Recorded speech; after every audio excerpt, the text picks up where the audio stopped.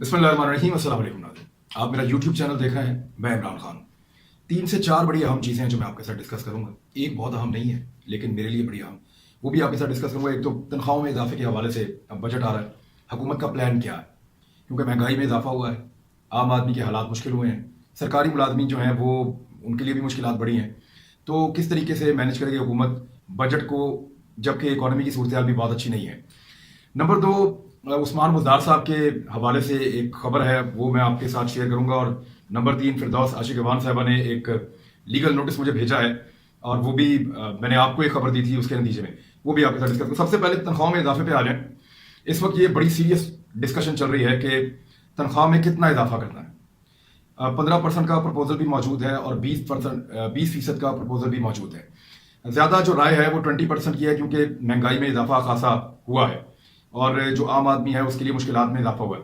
जो lower grade के लोग हैं जिनकी तनख्वाहें पहले ही कम हैं, उनकी तनख्वाहों में ज़्यादा इजाफा किया जा सकता है। पेंशन में भी 20% इजाफा जो है वो ज़ेरे गौर है। और गुज़िश्ता बरस में कुछ जो बड़े ग्रेड के लोग थे उनकी तनख्वाहों में इजाफा नहीं हुआ था, लेकिन इस मरतबा 22वें ग्रेड तक सिविल मिलिट्री दोनों तरफ जो है वो तनख्वाहों में इजाफा किया जाएगा। 142 अरब रुपए मुख्तस करने की तजवीज़ दी गई है कि आप ये तनख्वाहों में इजाफा करें फौरी तौर पर, और सरकारी मुलाजमीन को जो है वो रिलीफ दिया जाए।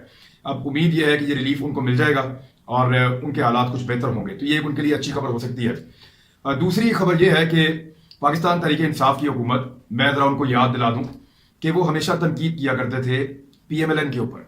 मैं पीपल्स पार्टी की आज बात नहीं करूंगा, वो इसलिए नहीं करूंगा कि उनकी सिंध में हुकूमत रही, वफाक में रही, तो उस बारे में मैं अभी बात नहीं करूंगा, उनका भी बड़ा लंबा चौड़ा हिसाब किताब है। लेकिन पंजाब में क्योंकि पाकिस्तान तहरीक इंसाफ का मुकाबला जो है वो मुस्लिम लीग नून के साथ रहा, तो मुस्लिम लीग नून के ऊपर जो एक बहुत बड़ी तनकीद थी वो ये थी कि सरकारी पैसे से बनने वाले तमाम प्रोजेक्ट्स के ऊपर जो अरबों रुपया लगता है वो शहबाज शरीफ साहब और नवाज शरीफ साहब अपने नामों के ऊपर उन प्रोजेक्ट्स के नाम रखते हैं, ताकि लोगों को लगे कि ये नवाज शरीफ ने बनाया, ये शहबाज शरीफ ने बनाया, और इस पे पब्लिक के पैसे का कोई किरदार नहीं है। तो ये जानबूझ कर करते थे, और इस पे पाकिस्तान तहरीक इंसाफ बड़ी तनकीद करती थी कि जनाब अपनी फोटो लगा देते हैं, अपने नाम पे बना देते हैं। मैं कुछ मिसालें आपको गिनवा देता हूँ। नवाज शरीफ किडनी अस्पताल जिस वक्त में बना था, नवाज शरीफ अस्पताल कोट ख्वाजा सईद, नवाज शरीफ अस्पताल सोशल सिक्योरिटी का है ये कोट लखपत, फिर एक और सोशल सिक्योरिटी का अस्पताल नवाज शरीफ साहब के नाम पे मुल्तान रोड पे, शहबाज शरीफ अस्पताल बेतियां रोड जो है वो वहां पे एक है, नवाज शरीफ अस्पताल यकी गेट एक लाहौर में और है, Nawaz Sharif university of agriculture Multan है, फिर नवाज शरीफ मेडिकल कॉलेज गुजरात है, फिर गवर्नमेंट मियां नवाज शरीफ डिग्री कॉलेज सरगोदा है, फिर शहबाज शरीफ पार्क फैसलाबाद है, नवाज शरीफ पार्क लाहौर, बेशुमार वगैरह वगैरह, ये कुछ दर्जनों में है। तो ये माल अपना समझ के, यानी अपना पैसा जेब से लगाना नहीं, पब्लिक का पैसा लगाना और नाम रख लेना अपने ऊपर। तो पाकिस्तान तहरीक इंसाफ के इस नुक्ते के साथ मैंने हमेशा इत्तेफाक किया, बल्कि इसके ऊपर मैंने प्रोग्राम भी किया। मैंने उनका साथ दिया ये कहकर कि ये ज्यादती है, ये नहीं होना चाहिए। आपने अगर नाम रखने हैं तो बहुत सारी ऐसी शख्सियात हैं जिनको अल्लाह ताला ने इज्जत दी है और उन्होंने पाकिस्तान के लिए बड़ी बड़ी खिदमात की हैं, आप उनके नाम पे रखें। और अगर आपके नाम पे रखना तो कोई और हुकूमत आके रखे कि नवाज शरीफ साहब ने बहुत खिदमात की हैं, तो उनके नाम पे, आप ही की हुकूमत है, आप ही इख्तिदार में हैं, आप ही जाके इफ्तिताह कर रहे हैं, नाम भी आपने अपना ही रख लिया, तो ये बड़ी सख्त ज्यादती थी। और इस ज्यादती के खिलाफ हमने आवाज उठाई, पाकिस्तान तहरीक इंसाफ ने आवाज उठाई।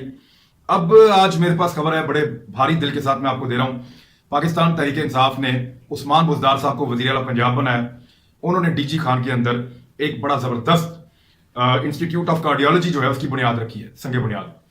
अब यहाँ पे 200 बेड होंगे, पहले मरहले में 100 बेड बनेंगे, और ये जो प्रोजेक्ट है ये 4.28 बिलियन का है, यानी 4 अरब 28 करोड़ रुपए का इनिशियली ये प्रोजेक्ट है, और इसके अंदर बाद में तौसीह भी की जाएगी।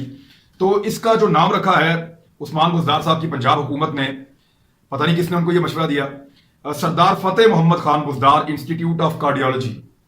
अब ये उनके वालिद साहब का नाम है, वो MP रहे हैं वहां से और एक से ज्यादा मरतबा रहे हैं।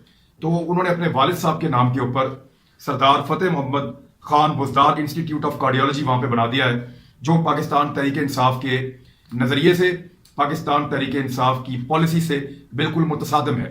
अब पाकिस्तान तहरीक इंसाफ की हुकूमत और खासतौर पर इमरान खान साहब की जिम्मेदारी है कि वो इसका नोटिस लें और इसको वापस रिवर्स करें, क्योंकि वो खुद तनकीद करते रहे तो उनको हक नहीं पहुंचता कि उनका वज़ीर आला इस तरह का कोई काम करे। तो मुझे उम्मीद तो है कि इमरान खान साहब के जब ये नॉलेज में आएगा तो वो इसको बदल देंगे, और उस्मान बुज़दार साहब को जिसने भी ये उल्टा मशवरा दिया है, चाहे वो कोई ब्यूरोक्रेट है जो उनको खुश करना चाहता है, चाहे कोई सियासी चमचे हैं जो ये चाहते हैं कि उस्मान बुज़दार साहब खुश हो जाएंगे, तो उस्मान बुज़दार साहब आपका और आपके वालिद का नाम इसलिए नहीं होगा بہت سارے لوگ جو ہیں انہوں نے بہت بڑے بڑے کام کیے ہیں لیکن ان کے ناموں کے اوپر چیزیں موجود ہوں اس سے وہ مشہور ہوں، ایسا نہیں ہوتا. نام بڑا ہوتا ہے اس آدمی کے کام سے. آپ کام کرتے جائیے، لوگ آپ کے نام کو، آپ کے والد کے نام کو نہ صرف یاد رکھیں گے بلکہ آپ کو دعائیں دیں گے. تو یہ ضروری نہیں تھا، یہ غیر ضروری ہے اور پاکستان تحریک انصاف کی پالیسی سے متصادم ہے. عمران خان صاحب سے اور پاکستان تحریک انصاف سے گزارش ہے کہ عثمان بزدار صاحب کو سمجھائیں اور اس کو بدلیں. دوسرا، محترمہ فردوس عاشق ایوان صاحبہ نے مجھے ایک لیگل نوٹس بھیجا ہے اور اس کو انہوں نے ٹویٹ بھی کیا ہے. میں کل ٹریول میں تھا، اسلام آباد تھا، ٹریول کر رہا تھا، تب کسی نے مجھے یہ بھیجا تو اس وقت میں اس کا جواب نہیں دے پایا، لیکن اب میں ذرا ڈیٹیل میں آپ کو بتا دوں. یہ میں نے ایک خبر دی تھی ان کے حوالے سے کہ پرائم منسٹر ہاؤس کی ایک میٹنگ میں ان کے ساتھ کیا ہوا اور کس طریقے سے وہ بار بار انٹرپٹ کرتی تھیں، بار بار بیچ میں بولتی تھیں، پرائم منسٹر ان کو ٹوکتے تھے، حتیٰ کہ پرائم منسٹر کو میز پہ مکہ مارنا پڑا ان کو منع کرنے کے لیے، یہاں تک کہنا پڑا کہ آپ اگر نہیں چپ کرتی تو آپ یہاں سے اٹھ کے باہر چلی جائیں. اور یہ میں نے 3 سورسز سے کنفرم کیا تھا اور کل ایک اور سورس نے بھی کنفرم کر دیا میری اس خبر کو. تو فردوس عاشق ایوان صاحبہ کو بڑی سخت شرمندگی کا سامنا کرنا پڑا.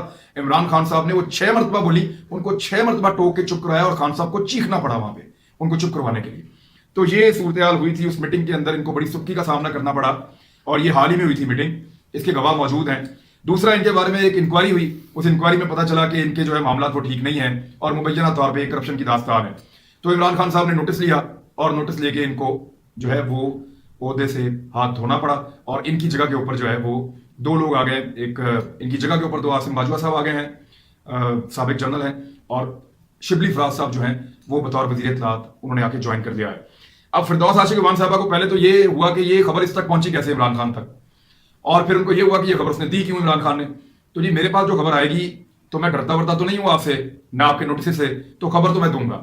اب معاملہ یہ ہے کہ انہوں نے مجھے جو ہرجانہ کیا ہے وہ کیا ہے 2 ارب روپے کا. تو میرا اپنے دیکھنے والوں سے جن کو میں نے یہ خبر دی تھی ان سے میرے 2 سوالات ہیں.